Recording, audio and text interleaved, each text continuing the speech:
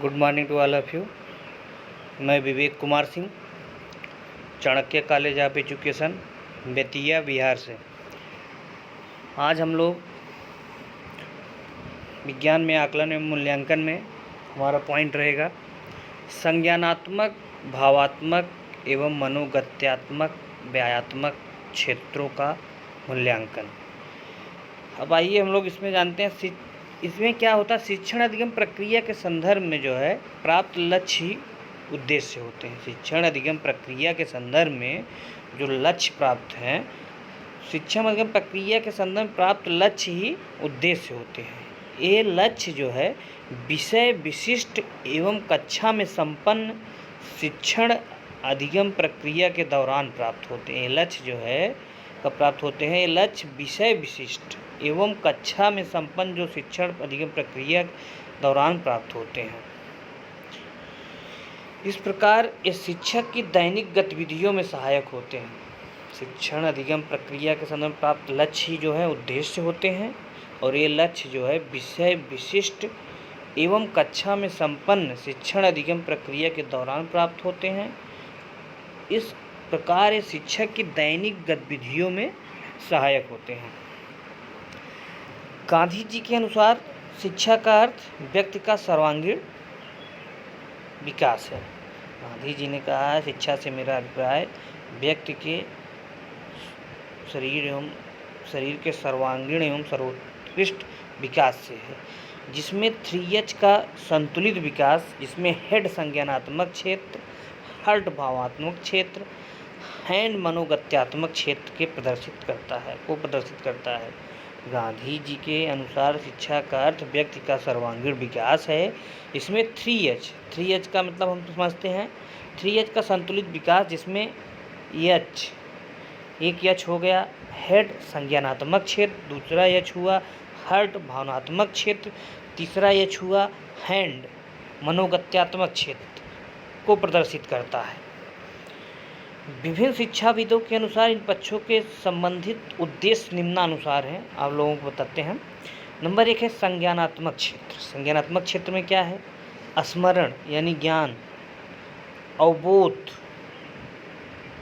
अनुप्रयोग, विश्लेषण, मूल्यांकन, सृजन या निर्माण।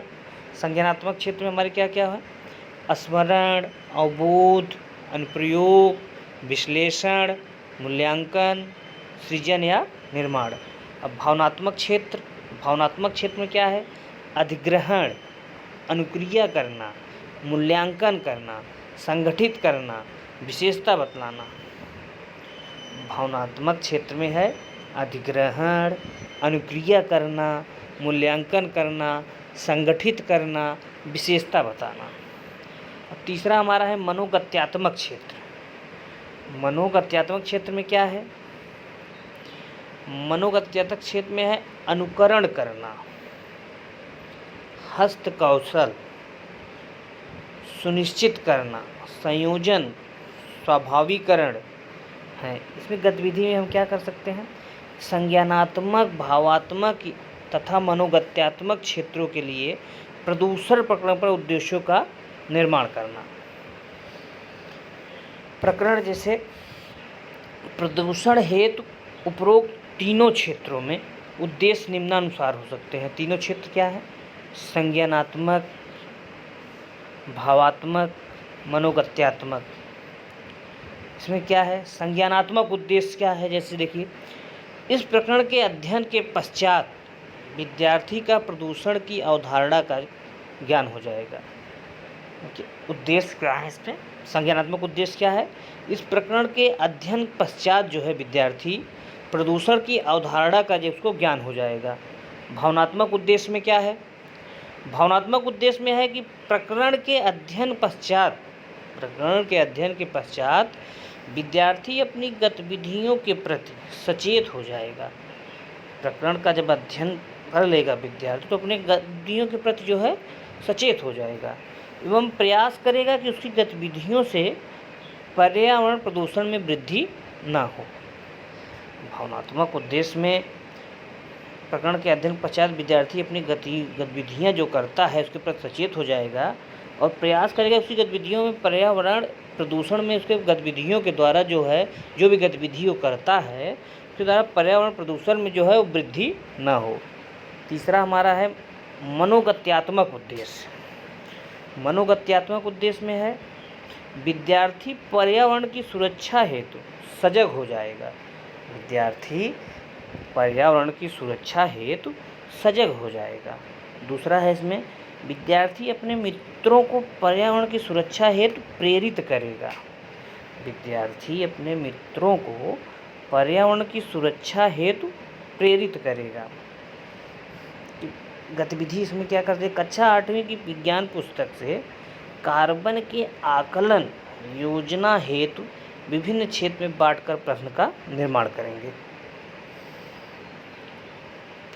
ज्ञान क्या है, ज्ञान इसमें है जैसे देखिए कार्बन एक अधात्विक तत्व है। कार्बन क्या है, एक अधात्विक तत्व है, अपरूपता प्रदर्शित करता है। कार्बन अपरूपता प्रदर्शित करता है, मुक्त एवं संयुक्त अवस्था में पाया जाता है। कार्बन जो है मुक्त एवं संयुक्त अवस्था में पाया जाता है।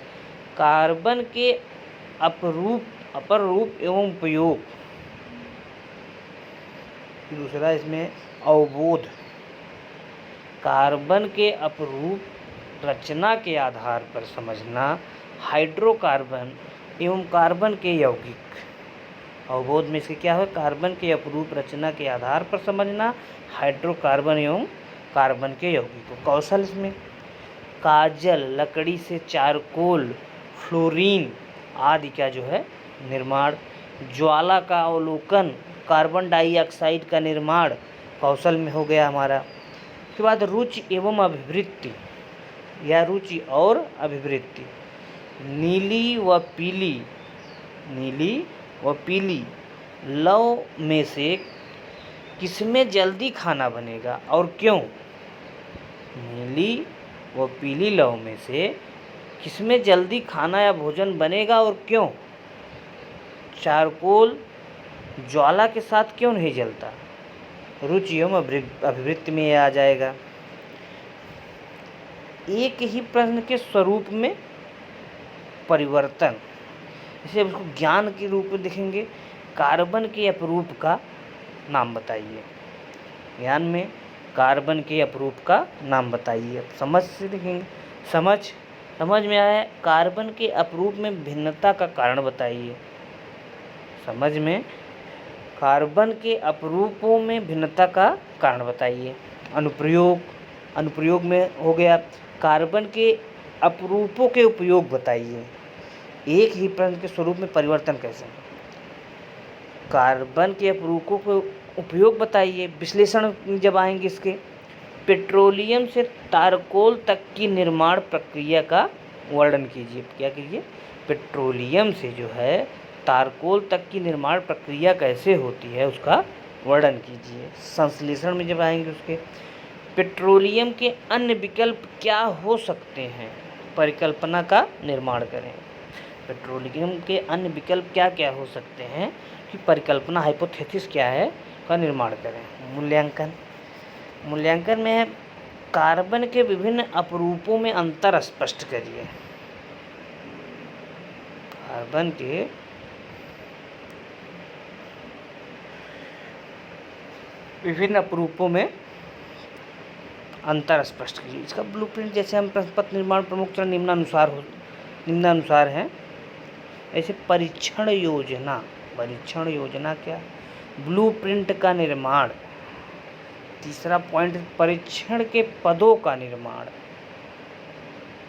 पद विश्लेषण तालिका, अंक कुंजी क्या है, परीक्षण फलांकन क्या है, प्राप्तांकों का विशेषण क्या है, निष्कर्ष एवं प्रतिपुष्टि क्या है। ब्लूप्रिंट इसका प्रश्न निर्माण के प्रमुख चरण निम्नानुसार है। कैसे हैं? परीक्षण योजना, ब्लूप्रिंट का निर्माण, परीक्षण के पदों का निर्माण, पद विश्लेषण तालिका, अंक कुंजी, परीक्षण फलांकन, प्राप्तांकों का विशेषण, निष्कर्ष एवं प्रतिपुष्टि। इसका ब्लूप्रिंट। ऐसे हम प्रश्न के निर्माण के प्रमुख चरण निम्नानुसार हो सकते हैं। Thank you. अब हम आप लोगों को अगले लेक्चर में अगले टॉपिक के बारे में हम लोग अध्ययन करेंगे। धन्यवाद।